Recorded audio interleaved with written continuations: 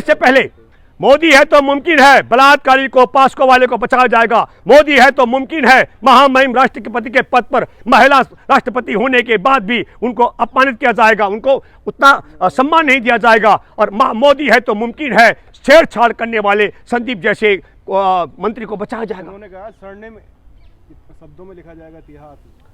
राष्ट्रपति जी ने कहा है मुझे कोई आपत्ति नहीं है। मैं आप पहले सुनिए, आपका जो सवाल है मैं समझ गया। महामहिम राष्ट्रपति जी को आपत्ति नहीं है। महामहिम राष्ट्रपति को व्यक्तिगत तौर पर द्रौपदी मुर्मू को आपत्ति नहीं हो सकती है।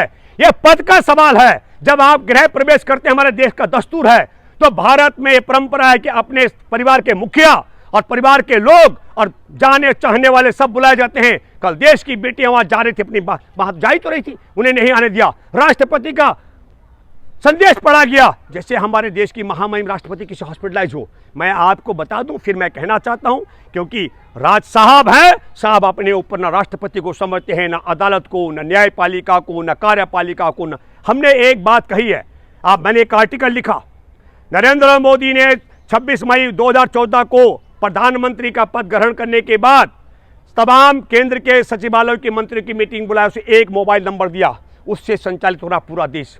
वो मोबाइल नंबर तय करता है किसको कहां उद्घाटन के लिए बुलाया जाएगा, किसको नहीं बुलाया जाएगा, कौन से मीडिया कर्मी को आने दिया जाएगा, कौन से को नहीं आने दिया जाएगा, किसकी बात सुनी जाएगी, किसकी नहीं सुनी जाएगी, किसको बलात्कार के पॉस्को के मामले में बुक होने के बाद बचाया जाएगा, छेड़छाड़ के मामले में बचाया जाएगा, और किन किन को झूठे मामले में फंसाया जाएगा। जैसे कन्हैया कुमार को झूठे मामले में फंसा के रखा गया।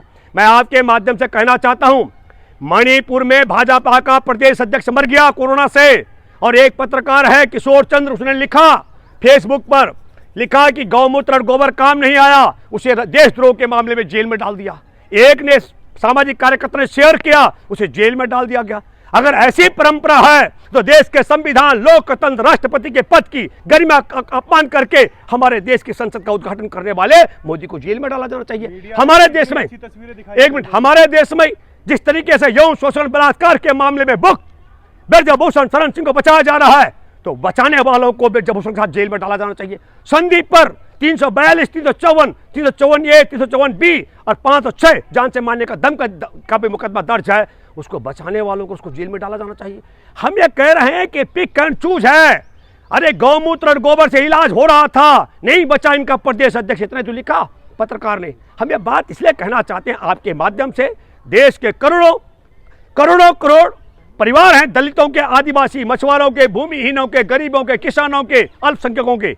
आप समझ लो ये चुनौती का समय है, ये राजशाही व्यवस्था वापस कायम हो गई है, और अब आपके परिवारों में से किसी का भी यौन शोषण बलात्कार होगा तो आपकी लड़ाई लड़ने के लिए हर बार के बजरंग पूनिया और साक्षी मलिक और विनय फोगाट जैसे ओलंपिक पदक विजेता नहीं मिलेंगे।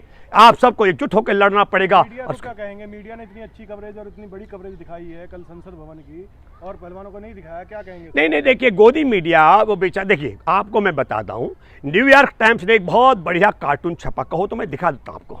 और कार्टून में क्या है कि एक हड्डी रस्सी में बांधी हुई है, कुत्तों की बहुत बड़ी फौज है, निब दिखाई गई है उनके मुंह के आगे, और नीचे लिखा ये भारतीय मीडिया है।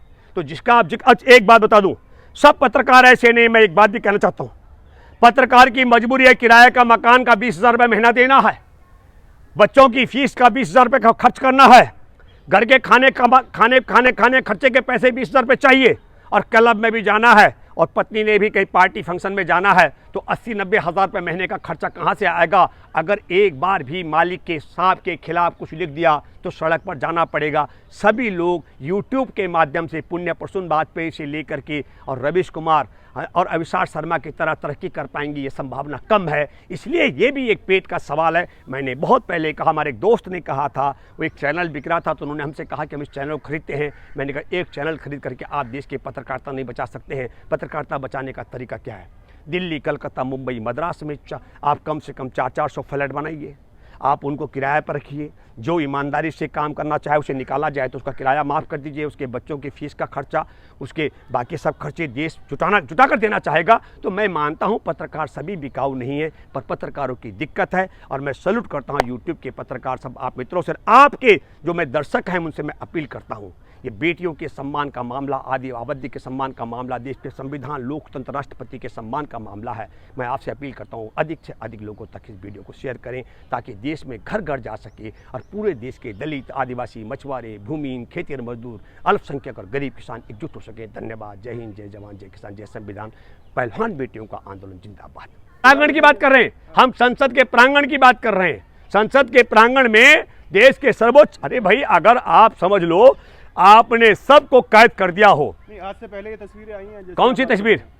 आज से पहले मैं आपसे पहले क्या आपने कभी देखा इस देश का, संविधान का, लोकतंत्र का, दस्तूर का अपमान किया जा रहा हो, महामहिम राष्ट्रपति के पद का अपमान किया जा रहा हो? आपने कभी सुना कि यौन शोषण, बलात्कार के मामले में कोई व्यक्ति बुक हो और उसे बचाया जा रहा हो? आपने मुकदमा दर्ज हो? आपने कभी सुना?